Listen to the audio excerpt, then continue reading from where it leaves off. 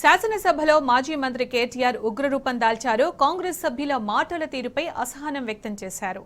కాంగ్రెస్ సభ్యులు మాట్లాడేటప్పుడు గౌరవంగా మాట్లాడాలని సూచించారు. కాళేశ్వరంలో సాకుగా తీసుకుని కాంగ్రెస్ పెద్ద రాద్ధాంతం చేస్తోందని మండిపడ్డారు. రాజకీయంగా కక్ష పెట్టుకుని రైతులను కాంగ్రెస్ పార్టీ మోసం చేస్తుందన్నారు. వెంటనే కాళేశ్వరం పంపింగ్ ప్రారంభించి రైతులకు నీరు అందించాలని కేటీఆర్ కోరారు. పొన్నం ప్రభాకర్ గారు మాట్లాడినప్పుడు నేను వారంటే నాకు గౌరవం ఉంది అధ్యక్ష. పొన్నం ప్రభాకర్ గారు నేను 2009 నుంచి కలిసి పనిచేసిన సహచరులు. ఆనాడు వారు ఎంపీగా, నేను ఎమ్మెల్యేగా మొదటిసారి గెలిచినాం. అప్పటి నుంచి కలిసి పనిచేసినాం. కానీ సత్యదూరమైన మాటలు చెప్తుంటే, వాస్తవానికి విరుద్ధమైన మాటలు చెప్తుంటే బాధతో తప్పకుండా అన్నాం అధ్యక్ష. కానీ వారు కూడా గౌరవ మంత్రి వారు, ఈరోజు గౌరవ మంత్రి గారు తప్పకుండా ఆలోచించాలి. మాట్లాడేటప్పుడు ఒకటికి రెండుసార్లు ఆలోచించాలి. ఇవాళ వారి నియోజకవర్గంలో హుస్నాబాద్లో గౌరవెల్లి అనే రిజర్వాయర్ పూర్తయి ట్రయల్ రన్ అయిన మాట వాస్తవం కాదా అధ్యక్ష? ఇవాళ హుస్నాబాద్లో ప్రజలకు తెలియదా? వేములవాడ నియోజకవర్గంలో మలకపేట రిజర్వాయర్ మొత్తం పూర్తయి అందులో 1 టీఎంసీ నీళ్లున్న మాట వాస్తవం కాదా అధ్యక్ష? ఇవాళ కాళేశ్వరం గురించి మాట్లాడి అదేమి జరగనట్టు నేను మేడిగడ్డకు పోయి వచ్చి మా మీద బురద జల్లే ప్రయత్నం ఏదైతే చేస్తున్నారో అధ్యక్ష, నేను గౌరవ సభ్యులకు తమరి ద్వారా తెలియజేసేది అధ్యక్ష ఒకటే ఒక్క మాట అధ్యక్ష. కాళేశ్వరం అనేది ఒక బరాజ్ కాదు అధ్యక్ష. కాళేశ్వరం అంటే 3 బరాజులు, 15 రిజర్వాయర్లు, 21 పంప్ హౌజులు, 19 సబ్ స్టేషన్లు, 203 కిలోమీటర్ల టన్నల్స్, 1531 కిలోమీటర్ల గ్రావిటీ కాలువలు, 141 టీఎంసీల స్టోరేజ్ కెపాసిటీ, అదేవిధంగా 240 టీఎంసీల యూటిలైజేషన్. శ్రీయర్ గారు ఏమన్నారు అధ్యక్ష?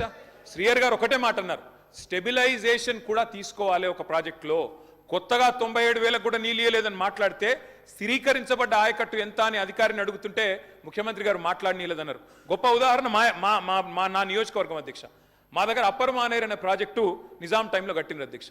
45లో కట్టినారు. ఆ అప్పర్ మానేర్ అనే ప్రాజెక్టు కోసం ఆనాడు రాజశేఖర రెడ్డి గారి ఆనాడు ప్రభుత్వం ఉన్నప్పుడు కూడా పాదయాత్రలు జరిగినాయి.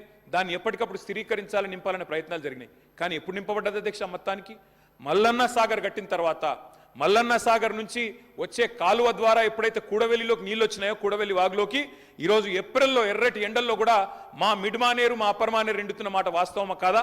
మా కరీంనగర్ జిల్లా శాసనసభ్యులు వారికి తెలుసు అధ్యక్ష, శ్రీధర్ బాబు గారికి, పొన్నం ప్రభాకర్ గారికి. అందుకే ఆ బాధతోనే మేము చెప్పింది, గౌరవెల్లి అయినా, మలక్పేట్ రిజర్వాయర్ అయినా, అదేవిధంగా మా అప్పర్ మానేర్ అయినా, స్థిరీకరించబడ్డ సింగూర్ అయినా, స్థిరీకరించబడ్డ నిజాం సాగర్ అయినా, ఎస్ఆర్ఎస్పి పునరుజ్జీవమైనా, ఇవన్నీ కూడా కాళేశ్వరం ద్వారా జరిగిన మాట వాస్తవం అధ్యక్ష.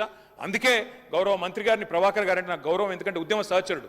ఆనాడు పార్లమెంట్లో వీరోచితంగా పోరాడింది కాబట్టి మా నాయకుడు కేసీఆర్ గారు కూడా కరీంనగర్లో, ఇక్కడ అక్కడ కాదు అధ్యక్ష, కరీంనగర్కి వచ్చే బహిరంగ సభలోనే వారిని అభినందించారు. కాబట్టి మాకు అట్లాంటి మంత్రి గారిని అగౌరవపరిచే కుసంస్కారం లేదు. కానీ మంత్రి గారు కూడా వాస్తవాలు చెప్పాలి అధ్యక్ష.